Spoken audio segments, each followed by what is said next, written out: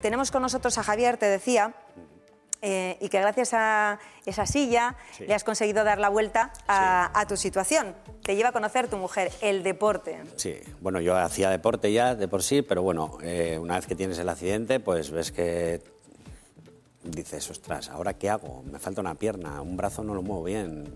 Y gracias a un amigo me puse en contacto con este equipo, empecé a jugar. ¿Con el Veravera? En el Veravera. Y a partir de ahí, pues bueno, ya pues ves que no eres el único, que tienes más gente a tu alrededor, gente que igual está peor que tú y que está más animada que tú. Entonces, pues bueno, eso al final pues te llena y pues empiezas a mirar otras cosas. Yo hacía snow, pues he empezado con snow también, después de 7 años. Me costó, pero bueno, estoy con la selección española, estoy compitiendo internacionalmente y la verdad que...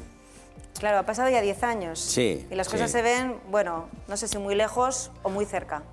Eso nunca se ve lejos, porque cada mañana que te levantas te tienes que poner la pierna. Entonces, está ahí, cada vez cuesta menos, pero está. 37 operaciones.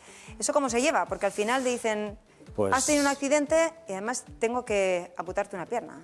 Sí, pues eso. A los 2 años del accidente, pues después de mucho luchar, pues hubo que cortar. Y ahí ya fue cuando ya yo me vine abajo, vamos. O sea, fue muy duro, fue muy duro. El momento de la amputación.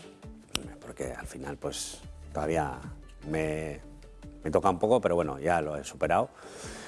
Y eso, es pues lo peor que te puede pasar y dices, bueno, pues hasta aquí hemos llegado y de aquí para adelante tengo que tirar, o sea, y es lo que he hecho. Y me siento muy orgulloso, aunque he sufrido yo y han sufrido mis padres, mi hermano, o sea... El entorno familiar, ¿no? Ahí es familiar importante también el apoyo. El apoyo es súper importante, es muy importante. Y la verdad que he tenido una familia y tengo una familia que, vamos, me ha apoyado y me apoyará al 100% siempre.